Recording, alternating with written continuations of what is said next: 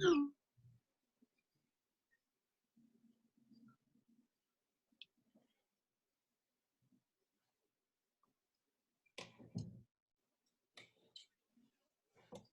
everyone. Thank you for participating in today's webinar on estate planning with Kay Brooks and Allison Pedrazzi from Weintraub Tobin. My name is Stella Primo, and I'm the Executive Director of the Capital Region Family Business Center.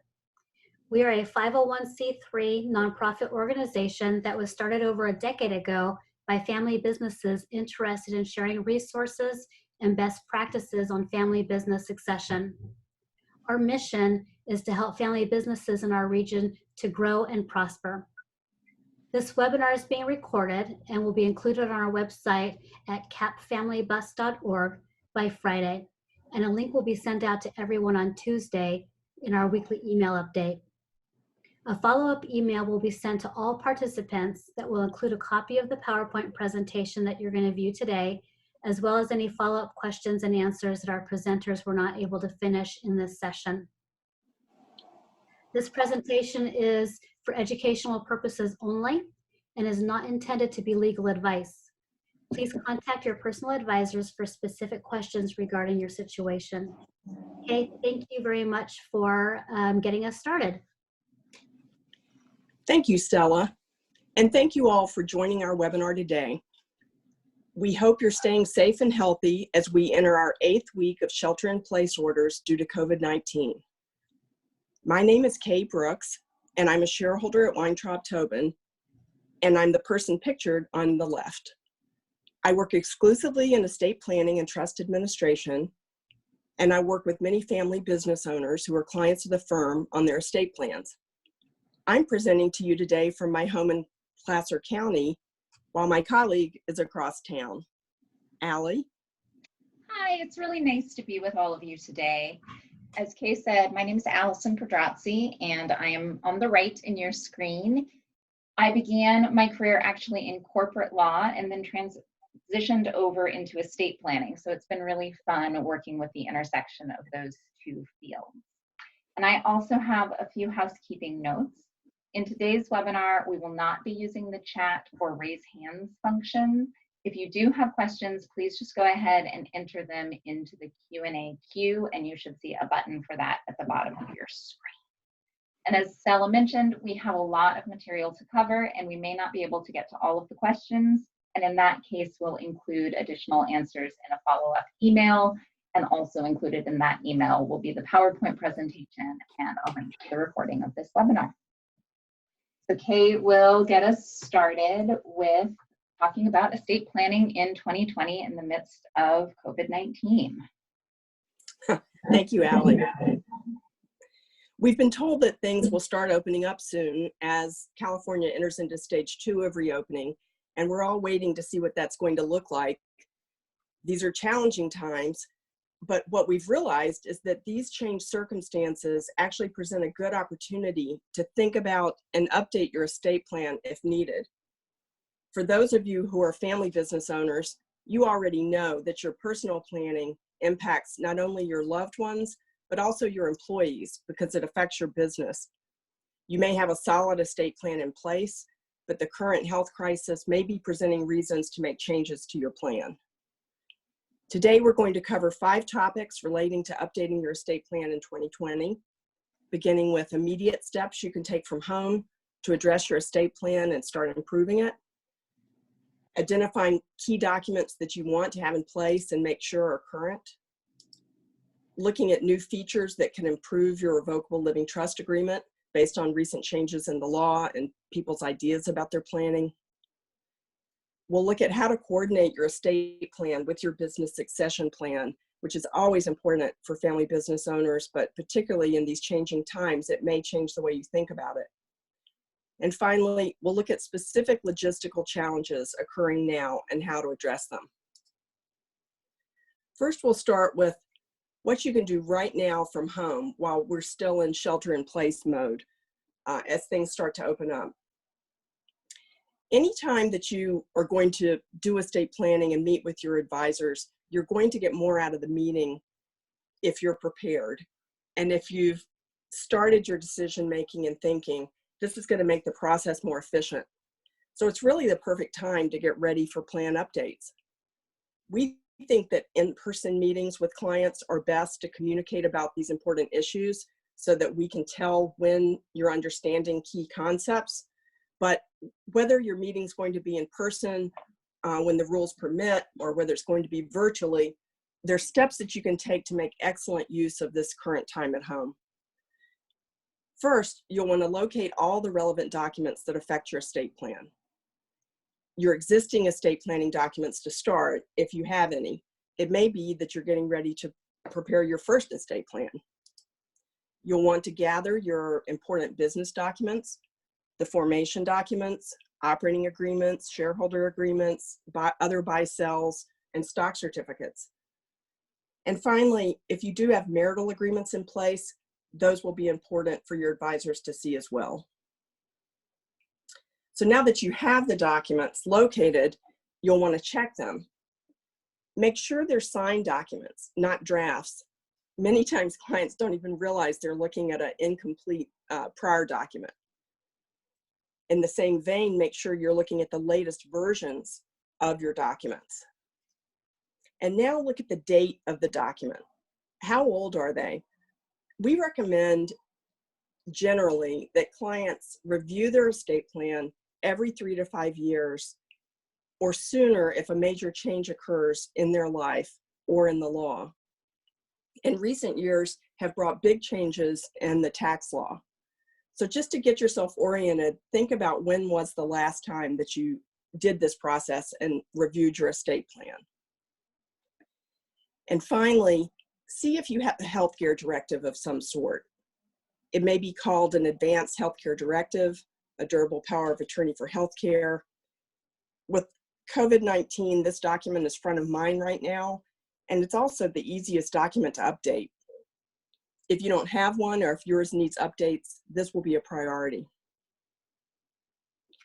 Next, your advisors are going to want to know about your assets as they stand currently.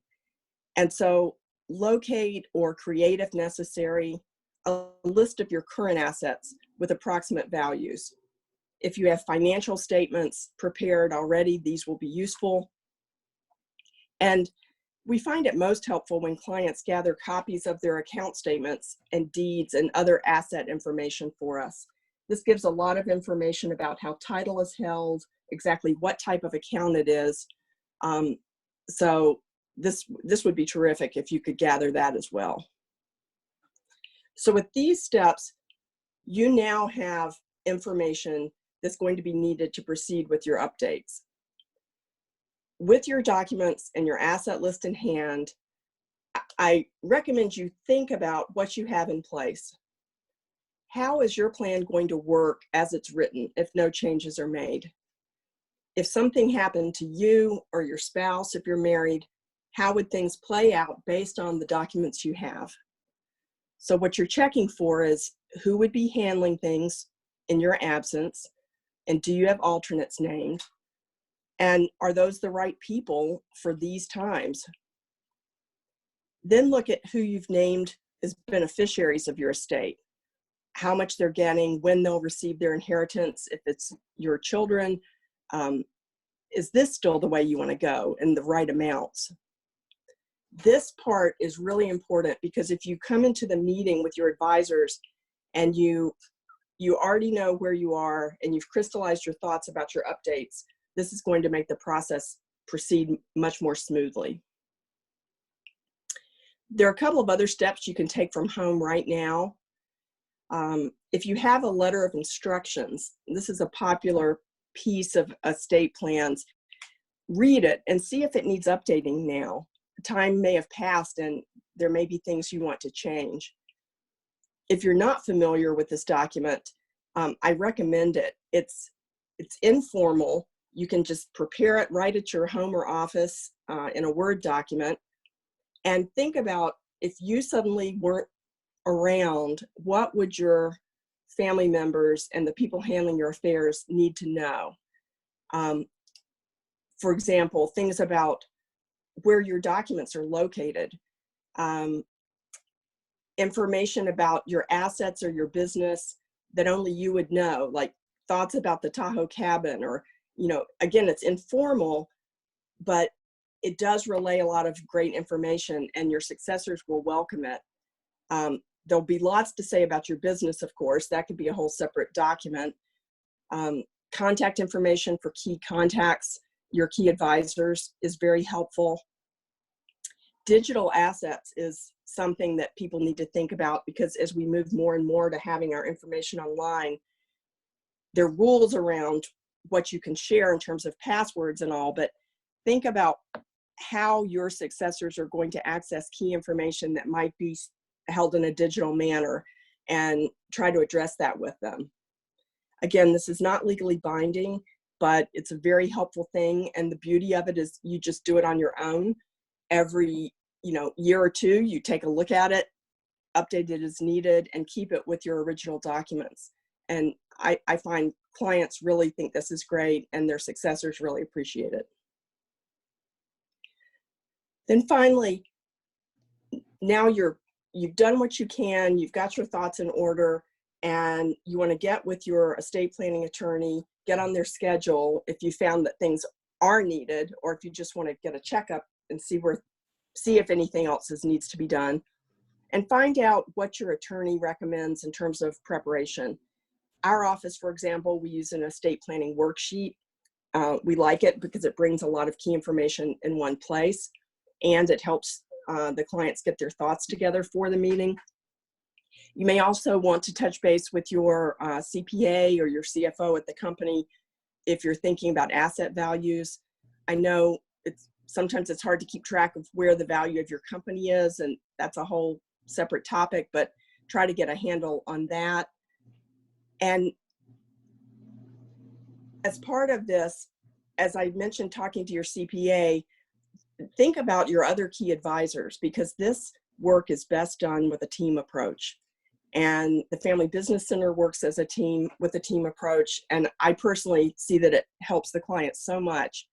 So let all your key advisors know that you're going to look at your plan and ask them for their input, because each of your advisors advises you on a specific topic and is an important resource to you, and the topics overlap. So it's really great when everyone can work together. So Allie, as our listeners gather up their existing documents and get their thoughts in order, what should they be looking for in terms of documents for a complete plan? So the exact documents required for each family will vary somewhat, but there are 4 key components that we really recommend for everyone. And that's the Advanced Healthcare Directive, a General Durable Power of Attorney, a will, and a Revocable Living Trust. I'm going to give some information on each, and for some of you, this is all going to be new. Others may have these documents in place already, and if so, it's a really good opportunity to start thinking through the choices that are made in your existing documents and how things may need to be updated. And so these 4 documents are really key, but an equally important step after they're in place is to make sure the trust is fully funded. And I'll also be talking about things that you can do now as well to make sure that that's in place so that the documents really function as intended. So the first 2 documents are primarily used during life for health or incapacity issues. Your Advanced Healthcare Directive allows you to choose agents to make healthcare decisions for you if you're unable to do so. And it also allows you to express your wishes about key healthcare issues in the document itself. These are things such as pain management or whether to prolong life under certain circumstances. You can also specify what you would like your agent to do with your remains, whether you want to be an organ donor, and what kind of service or celebration of life you prefer, if any. So that's really all in one place and helps people make those decisions and execute those decisions should that need to be done. Naturally, it's important to choose people you trust for your healthcare agents, and also people you feel will be able to make good decisions and carry out wishes during what will no doubt be a difficult and emotional time. And that's even more true now. So during this particular time with the COVID-19 crisis, you may want to be thinking about whether your agents are local it's much less likely right now that an agent will be able to travel from out of town to discuss matters with your doctor or the rest of your family. It may also be helpful to choose agents you feel communicate well remotely. Unfortunately, important medical decisions may have to be communicated by telephone without the reassurance of having spent time at the hospital with the person who's ill or incapacitated. So you want to make sure that you feel like the people you are naming are going to be able to do that. And this document, we really recommend sharing widely, giving copies to your agents and your physicians. And if you have an opportunity to do so, really discussing this with your agents, because it is a difficult role to play. And the more comfortable they feel that they know what you want, the better things are going to go. We've even had clients keep copies in their glove compartment, or you can put a wallet card in your wallet that lists who your agents are, and then that makes sure that the right people will be contacted if their help is needed. So your Advanced Healthcare Directive appoints your agent for healthcare decisions. Your general durable power of attorney, on the other hand, appoints an agent who steps into your shoes for all other matters, and really crucially for financial matters. So this person will be able to access your personal bank accounts, not your trust accounts. Those are still handled by your trustee. So anything that's titled in that name is handled by the trustee, but all of your personal bank accounts will be accessible. They can help you pay bills, handle your taxes, and make financial decisions regarding your assets. They will also be able to act as you in other circumstances. So for example, if you were in a car accident and someone needed to bring suit against the other driver on your behalf, that would be your agent under your general durable power of attorney. So clearly this is a very powerful document. It has the potential to be abused. So we recommend you think carefully about your choice of agent, and contrasted with the AHCD, we don't recommend you give copies of this to your agent until it is needed. And again, with coronavirus happening, it's the same sort of questions. Have you chosen people who can do things online for your accounts if that's needed? Have you chosen people who are going to be comfortable and kind of proactive in this, remote scenario that we're in? We will talk a little bit more about the logistics of putting them in place later on, but you should note that both of the documents can be either notarized or set up to be signed in front of witnesses. So as we're thinking about how to preserve our safety and social distancing, you can think about, whether one of those would make you more comfortable, whether you're going one route other than the other. And a particularly important item to note is that these two documents must be put in place prior to incapacity. We have received calls from people requesting these documents for a loved one who suddenly becomes incapacitated, where it's very unexpected. And it's so sad in that circumstance to have to tell them that the only option is to go to court and have a conservator appointed. Particularly now, the courts are not generally open. They're only open for emergency matters, so that would be more difficult.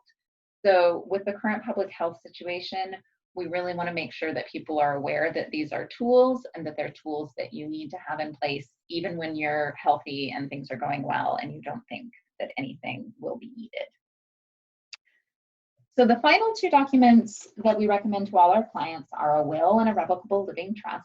Most of us are familiar with the concept of a will, but it may come as a surprise to you that if you put a complete estate plan in place and it has a revocable living trust, your will is actually going to be a very simple document without a lot of action in it. Some people still choose a standalone will, in which case it contains most of the same information a trust would, but typically we draft what is known as a pour-over will for clients. And that simply states that any property that is not already titled in your trust, although it should be, and I'm going to talk about that in a couple minutes, but anything that is left out gets poured over into that trust and should be handled according to the provisions of that document. The other key items in the will are choosing executors, so that's kind of the equivalent of your agent, the person who's going to carry out your wishes under that document. And we typically expect those to be the same people as the trustee of your trust. And if you have minor children, the other really key thing under the will is naming guardians. Especially with the current uncertainty, it's really important to think about who would be the appropriate guardians for your children should something happen to both parents simultaneously. Your irrevocable living trust is really the key document where you make the majority of your decisions about how you want your estate handled when you're gone. They became popular in the 90s as a way to avoid probate, to give individuals and families greater privacy, and also to give the decedent more control over how his or her assets are distributed even many years after death.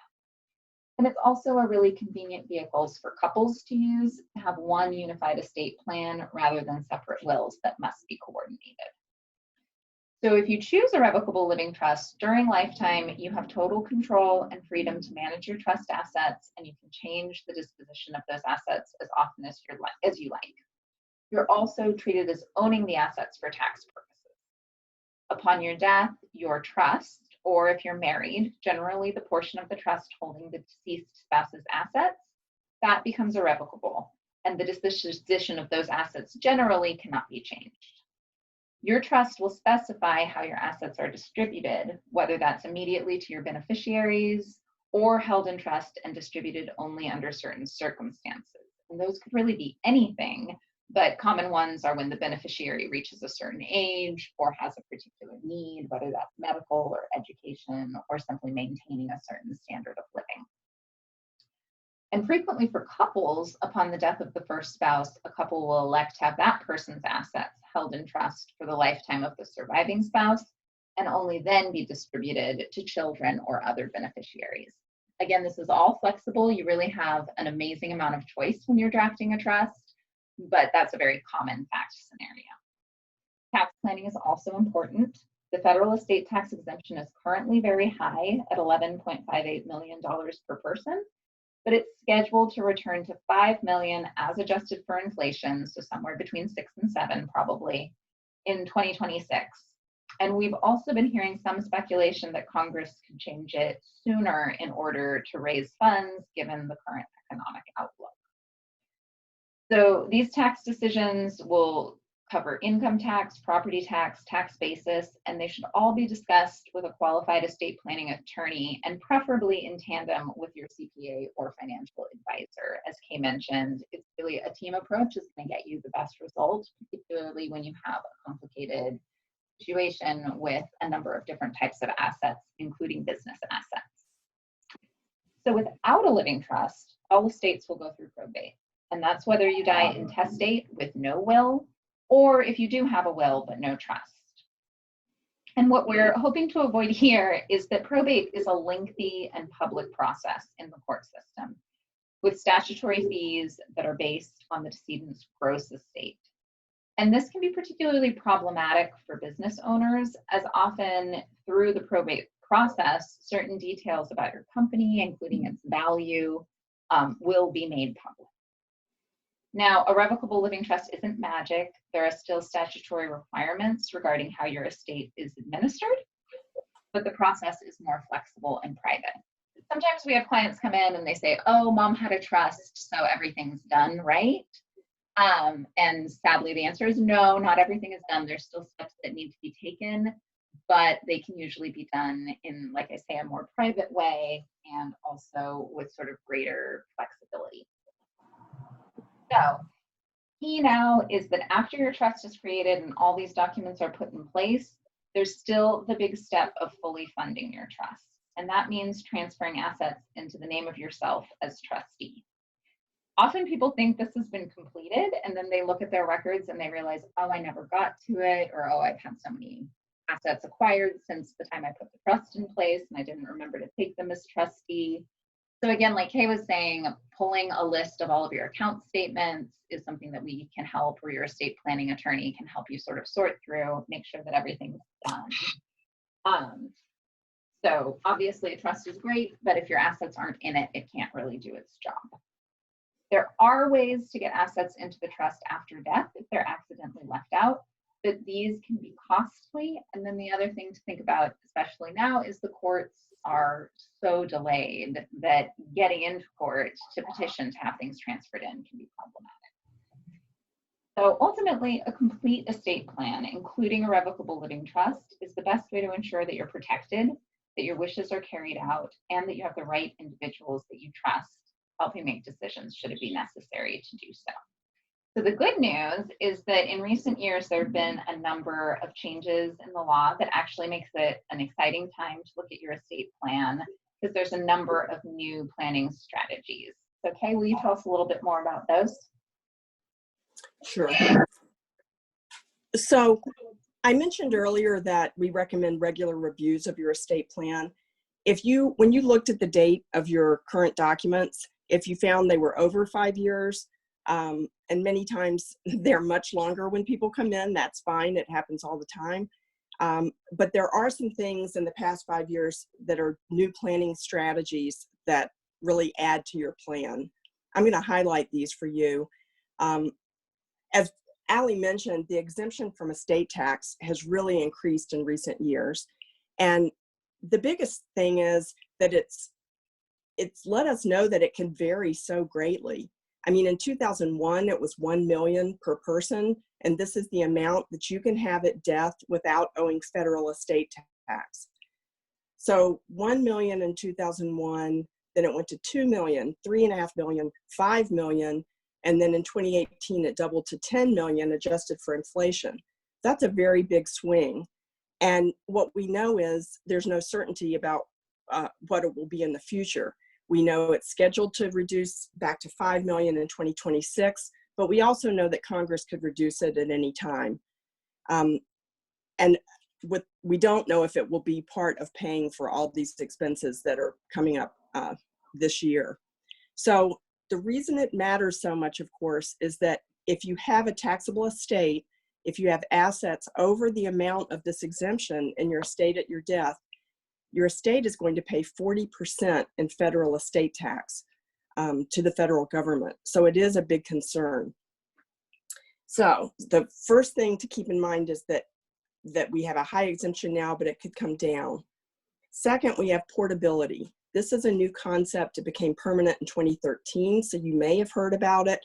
It gives couples more options when planning their estate. So it basically boils down to, if you're married and one spouse dies and doesn't use the full exemption amount in that year that's allowed, then the surviving spouse can elect to what's called port the unused part of the first to die's exemption and add it to what they have in the year of their death. So if the exemption goes back down, then it would be very helpful to have any extra, again, with the goal being to avoid estate tax for your family. If you're going to elect portability, you do have to file a IRS form, the 706 estate tax form. It must be filed on time. So the surviving spouse is going to have to make important decisions within 9 months of the death of the first spouse. So you just have to keep in mind there is, I mean, generally you'll be looking at these things, but there is some pressure to figure out how you're going to approach it. And because of the changes, what we're seeing is that things change frequently. Our goal is to bring flexibility to your plan. That's the name of the game. We don't even know what might come in terms of changes going forward, but we've learned that it probably will continue to change. For many years, estate planning attorneys had a couple of fairly standard approaches to structure a trust, certainly for a married couple, and that was based on the laws at the time. But now there are more possibilities for how you structure it. And so it requires more conversation with clients. Generally, we recommend the sub-trusts that Allie mentioned, where a trust is created at the death of one spouse. The big trust is broken into 2 or 3 sub-trusts, and these come in different flavors. So it's this design of the trust that's what's evolved in recent years. When a couple is concerned about owing estate tax or possibly owing estate tax in the future if the exemption drops down, there are 2 mechanisms to avoid paying this tax. First, you can rely on the first to die's estate tax exemption to avoid it, in which case you segregate that person's share of the estate in what we call a bypass or a credit or an exemption trust. Alternatively, if you're a married couple, you can use the marital deduction, which is a different approach. It's where you give the first to die's assets to the surviving spouse, either outright or in what's called a marital or a Q-tip trust. and then the assets are not going to be taxed until the surviving spouse dies. You may decide to structure the trust so that the survivor can elect to use either of these approaches depending on all the circumstances, or they may even want to use both approaches. So there are pros and cons to the different approaches. When you rely on a Q-tip trust, then at the second death, all the assets will step up in basis again. And so now we're moving to a different type of tax, which is trying to avoid capital gains for your children. So at the first death, if it's community property, the assets will step up in basis, and then the survivor will be able to use the assets with a stepped up basis. That eliminates capital gains, largely for them. You can do this again at the second death if you've used this Q-tip or marital trust approach. If you don't expect to owe estate tax, even if the exemptions go down, this is a good way to go, because this way you're maximizing your savings of tax. If you do expect to owe estate tax, you may want to include the credit or the bypass trust, because that's a better way to reduce total estate tax owed if there is going to be a taxable estate. Once things are in the bypass trust, they're never going to be estate taxed, no matter how much they appreciate. The downside is at the second death, you won't get that step up in basis again. So this approach is good if you're doing a lot of generation skipping planning, which we'll talk about in a minute. And then for large estates, you're probably going to use a bypass and a Q-tip trust. So this is complicated. You're going to need to look at the particulars of your estate and just work through the options with your attorney, with your accountant, to select the best plan. Because the question really is, which is going to be more of a problem for your family down the road? Is it going to be estate tax or capital gains tax? And of course, we all want that crystal ball that we don't have, but you can make an educated guess by working with your advisors. The takeaway here is that your current trust agreement may not have the flexibility in it that you need to choose between these approaches, or it may not have the approach you decide you need. And that is why it's important, if you haven't in the past few years gone through this with your advisors to see which is better for you, it's a good time to get that done now. I'll make one more comment about the option of leaving assets outright to your spouse. This is a very popular concept. It seems so simple and straightforward, but it does have drawbacks that you should consider. So please discuss this in detail with your attorney if this approach interests you. My final point in terms of what to think about changing your trust agreement relates to not tax, but to how things are held for your children. And I've noticed this is more a change in my clients, their views on things. So when I started this work, my senior partner often drafted trusts that left assets outright to children at age 21. I couldn't believe it. Over time, the age moved to 25 when your children would inherit assets outright. That is, of course, if you had died by then. That doesn't often happen, but it had. Then people went to staging 25, 30, and 35. Now clients are preferring longer periods, including holding assets for their children's lifetimes. This has a number of advantages. The children may not say they want it if they have a choice, but it gives them a safety net for their lifetimes. It provides creditor protection for the assets in the trust, and it identifies the inheritance as separate property intended to stay with them in the event their marriage doesn't work out. So if funds are not needed by the child during their lifetime, then they can pass to their children without being estate taxed in the child's estate. This type of planning gets into what we call generation skipping transfer tax planning, or GST planning. And so the takeaway here is that if you'd like to postpone the age at which your child inherits the assets you're going to leave them until a later age, and possibly for their lifetime, this is something to talk to your advisor about. There are many different ways to do it, so you'll have a lot of choices in how to set it up. This is very general summary, but it does give you an idea of what to talk about with your estate planning attorney. The next topic is one that's really special for this group because, and it's always an issue and a concern, but for those of you who do own an interest in your family business, that's a controlling interest or part of a control group, or if your interest in your family business constitutes a large part of your personal estate, then it's essential to coordinate these plans. And with the things changing now currently, the players might be changing in your plan. Everything's gotten harder, it seems like, this year. You'll just want to review and think about this, how the two coordinate it. So let's look at that topic. You've already identified the key players in your personal estate plan as it's currently drafted. So now think about your business succession plan and who's going to be handling things if you aren't in the picture in your business, whether it's due to incapacity or death. Who's going to be handling your role in the business? Now, look at how those two groups intersect, the key players in the personal plan and the business plan. Do they work effectively together? Have they even met? I mean, I've had cases where they had not yet met. And also look at the alternates. Look downstream and see how it would work. Some people find that they have inadvertently named the same person to handle their role at the business, and they're just so good that they also are going to help the family as a family friend. Then this might be the spouse, this might be an adult child, or a key employee. But really, I would reconsider this. It's a stressful time if something happened to you, and you don't want to put everything on one person's shoulders. So you may need to rearrange it.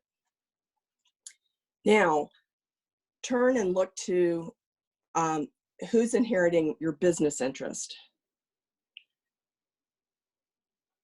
Think about, let's see, is it going to be your spouse who's inheriting your business interest?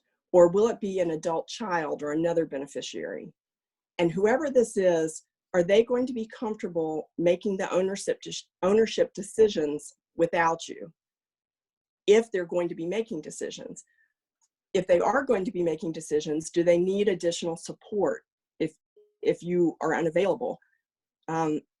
What would help them? Do they need some sort of technical advisor that you build in the estate plan to help them process the business decisions? Or is it going to be best to leave your business interest in such a way that your spouse or children receive an income stream but don't have to make the business decisions? If this is the case, you still want to have a good relationship between the person managing the business interest and your spouse and or children. So look at the people around you and see if you can identify the best person for that and make sure that relationship is established and build it into your estate plan. A good place to start, and I talk about all my clients, with all my clients about this, is does your spouse know your current advisors if you've been the key contact with your personal advisors?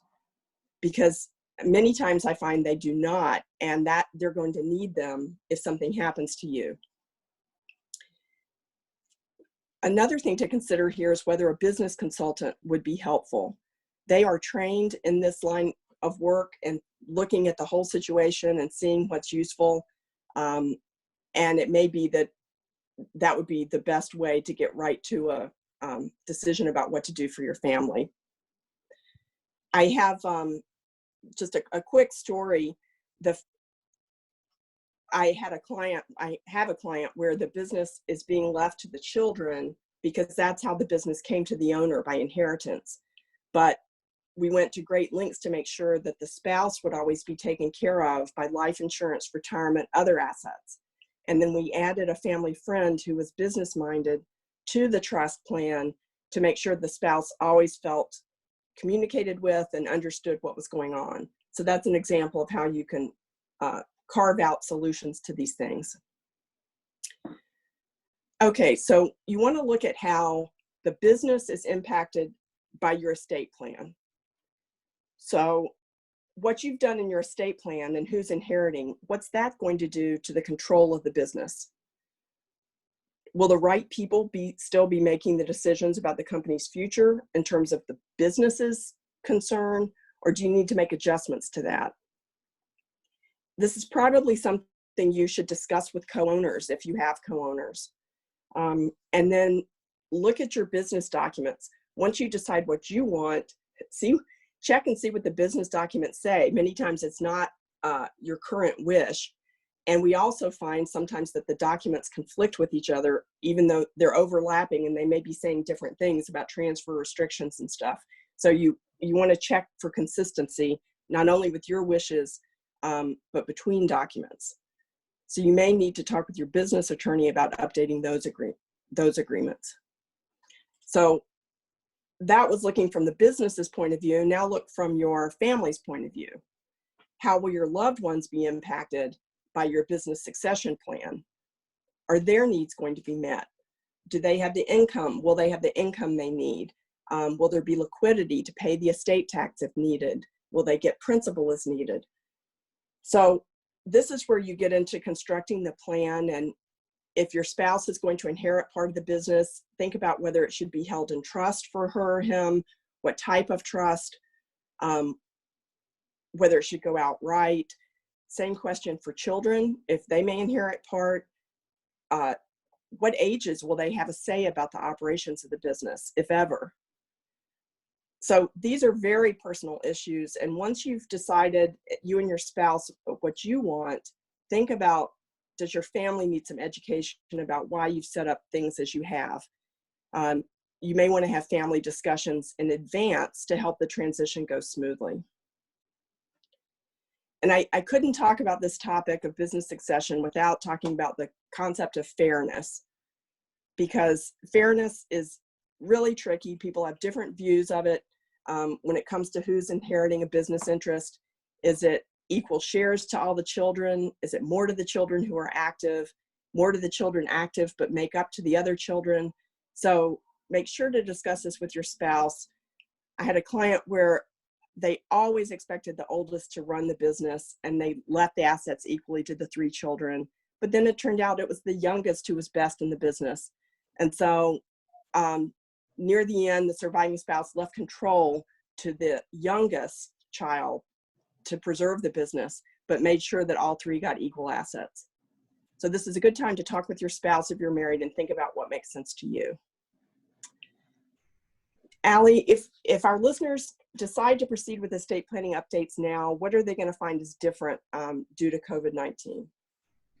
Right. So unfortunately, things are different now. Ordinarily, our typical process for us in our office, and practitioners do vary in their approaches, but we typically have at least one initial planning meeting and possibly more if there are many open items, after which we draft the documents and ask follow-up questions by email and phone, send drafts to the client for review, and when the client's satisfied with the documents and that it reflects all of their wishes, we would then normally schedule a signing meeting in person. And the in-person signing meeting is important not only to make sure that we go through all of the formalities and that nobody misses anything, but also because then if there's ever a question further down the road, we can vouch for the client's capacity at the time that they signed the documents, and we can also confirm that there was no undue influence in the signing meeting. So this is a really detailed process, and depending on a client's responsiveness, it's not unusual to take several months. And these documents can also be in place for decades. I'm actually currently administering a trust that's drafted in the 70s, so there is a lot that needs to be accounted for in terms of things changing and having adequate flexibility. So because of this complexity and the personal nature of the work, we really feel strongly that in-person planning meetings are ideal. Clearly, this is a challenge right now, although things do appear to be opening up somewhat. So to the extent that you feel comfortable waiting until restrictions regarding in-person meetings are lifted or loosened, some of you may choose to schedule meetings with your attorney for a later date when offices are more open. But we're also starting to explore using Zoom for client planning meetings or other online platforms. So that's an option to consider, but that's really dependent on your comfort as well. So you can think about and work with your attorney to think about whether the experience is going to be more distracting online and having the video and dealing with the technology, or whether you want to wait or maybe do things by phone as well. So a particularly big issue right now is how to have estate documents signed and handle witnesses and notarizations. Estate planning documents must be executed with certain formalities in order to be legal and enforceable. And if not, it's opening yourself up to possible litigation for you or for your family later on. Now, that being said, a living trust actually does not need to be notarized to be effective. However, it is the custom to do so, and it does ensure that certain precautions against fraud were taken. And so sometimes we do see institutions push back if a trust isn't notarized. So it's definitely the most prudent thing, is to make sure all of your documents are notarized and kind of follow the custom there.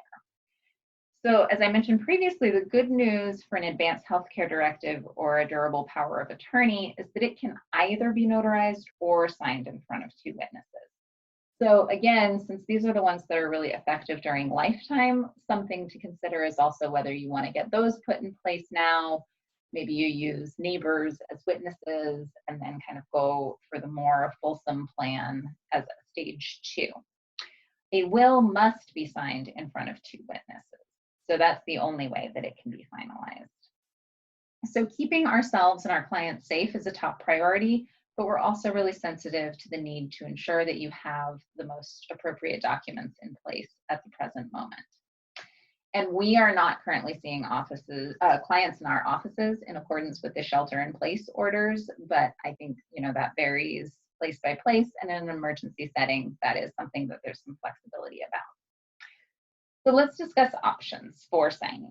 One is what's being called a drive-up signing, where the client, the notary, and witnesses are all in separate cars in a large parking lot with open windows to ensure that the witnesses and the notary can see and hear what's happening.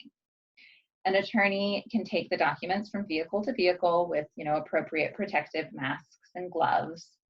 And another variation of this is what can be called an open door or an open window signing, which is similar, except the client is usually in their house and the witnesses, notaries, and attorney are maybe on the sidewalk or in the yard. So generally, family members or beneficiaries of your estate cannot serve as witnesses. So I think I mentioned before, sometimes neighbors can be called upon. We've seen that in recent times. So we've also had clients sign on their own where the attorneys aren't present at all, with a mobile notary and neighbors, or at a local UPS store, for example. Because it's so imperative that those formalities are observed, in this instance, we send a detailed letter of instructions regarding the signing, and it's also helpful if your estate planning attorney is available by phone during the time where you expect to sign if questions should arrive. So if you are working with another attorney to get things done now, these are all things that you can kind of bring up as options and make sure that you're understanding what you need to do to get these properly executed. California, unfortunately, does not currently allow for all remote electronic notarization, but there is proposed emergency legislation that may make this possible. Another option is actually to sign documents now and then later acknowledge your signature in front of a notary or witnesses. So many people are actually unfamiliar with this aspect of the law, but a previously signed document that's acknowledged in front of a notary can then be notarized at a later date. So you go in and you say, this is my signature. I'm providing my ID, I give you my driver's license, and I'm acknowledging that I signed this a week ago and that's my valid signature. So that's true for wills, advanced healthcare directives, and durable powers of attorney with the witness. You can use the same approach. It has some risks because the documents are not finalized until later, but it would be evidence of a person's intent, which really is the key inquiry in estate planning law. We are always trying to avoid disputes, but if a dispute arises, the key question that the court is going to be asking is, what was the decedent's intent? So as much as we can do to make that clear. And again, as I said before, the risk of not having an attorney present is that they can't vouch for capacity or for lack of undue influence. But again, you can talk to your attorney at the time the drafts come out. You can confirm to them later what the process was and kind of make sure that you're doing as much as you can to show that the appropriate steps are taken. So now is a particularly good time to think through your assets, your business succession needs, and who your appropriate agents are, and to reach out to an estate planning attorney to start the process. Hopefully we've given you some ideas about things that you can ask them about or suggest if there are, particular timeframes that you want to be in.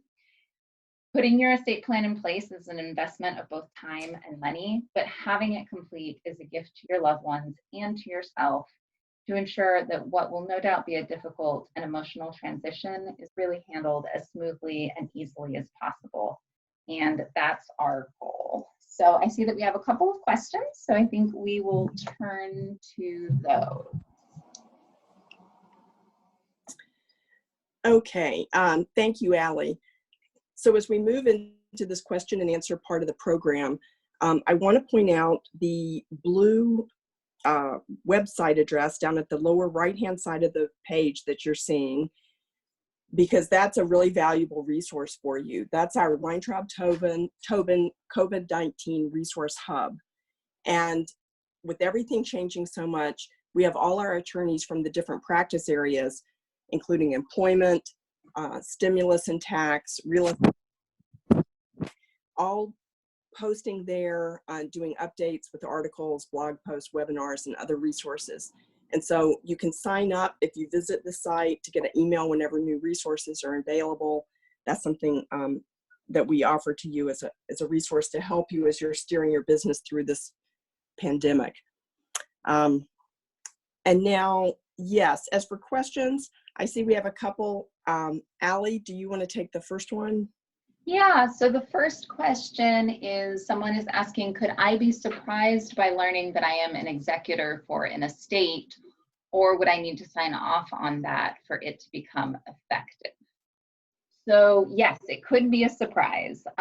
Frequently, the most normal course of action is to let people know if you've named them as an executor in a will or as a trustee of a revocable living trust. And again, usually the same person wears both of those hats in an estate plan, but it doesn't necessarily have to be. It could be either.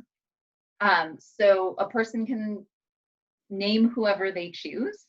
Typically, they'll talk to them, and it might be a family member. A corporate fiduciary or a professional fiduciary is also an option. So usually, again, you might want to talk to the bank or the professional fiduciary who's serving and make sure they're a good fit. So they might know in that capacity, but there's no requirement that you give them notice when you draft your plan. However, if you did learn that you were named and you didn't want to serve, you do have the option to decline to serve. And then they would either go to the next person. Frequently, documents are drafted so that you have alternates in case someone isn't available. And that could be for any reason or number of reasons. I mean, obviously someone could have passed away at the time that an estate is administered, but it also could simply be that they have something particularly busy going on in their lives and they're not the appropriate person at that time. So some documents will be set up so that they could actually name someone if they choose to decline, or simply go down the list to the next person. Or if an estate doesn't have any alternates, at some point you do end up in the situation where you would have to go to court to have someone appointed if no one else was available, which is why we actually recommend having a backup corporate or professional fiduciary. So you have, just a backstop if it is needed. Great, thank you. We've got a follow-up question along the same lines. Asking if the answer would be different if the estate is based outside of the United States. We're not experts on all the places outside the United States, but I think the concept would be the same, that you may not know that someone's named you, as much as we urge our clients to talk with the people they've named so this won't come as a surprise to them, make sure they're agreeable. It could happen that someone doing an estate plan, in a different jurisdiction has named you. I think Allie's response about there will be a time where you have to accept the role before you begin. So it's not like you're just stuck with it. and there would be paperwork where you have to affirmatively accept. That's what I would be my best guess. I can't imagine that there are places where you would just be stuck. But sometimes people feel stuck if there's no one named as an alternate, and there aren't other good choices. So that's one reason that we really encourage people to name. I mean, I like 3 people for every job, a sequence of 3 people, not because I think everyone's going to die, but because I think that sometimes people, it's just not a good time for them to take that job. And if there was a good alternate, they could resign and let the next person do it. So I think it would be a similar response for other countries. And then we have another question. What instances would you have multiple trust?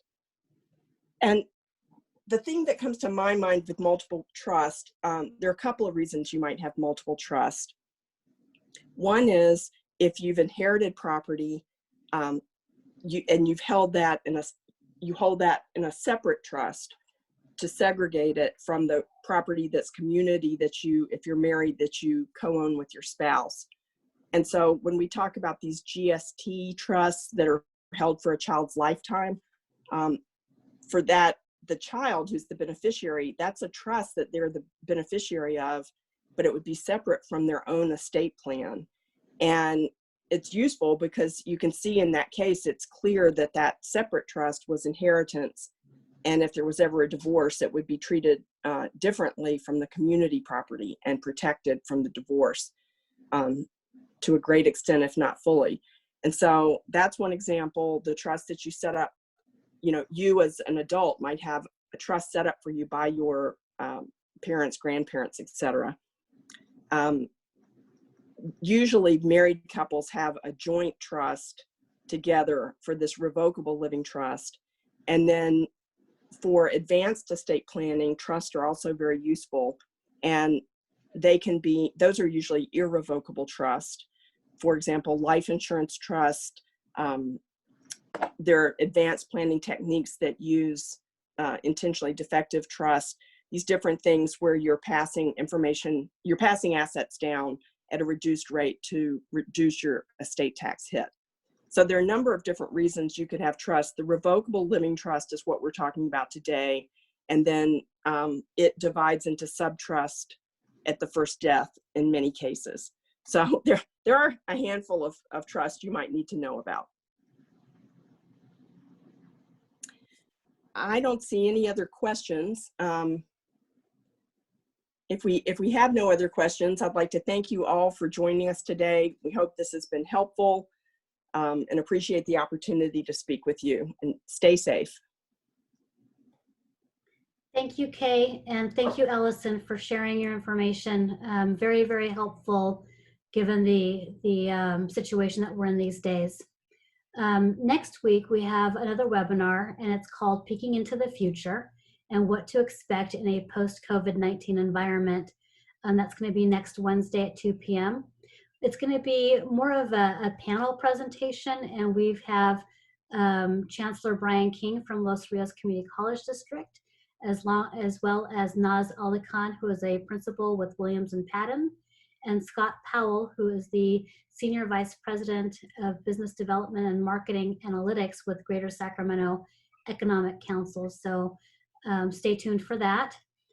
We should have this recording on our website available by Friday, and stay tuned to your email for a follow-up with the PowerPoint presentation and other information. So thank you everyone for participating. Thank you very much.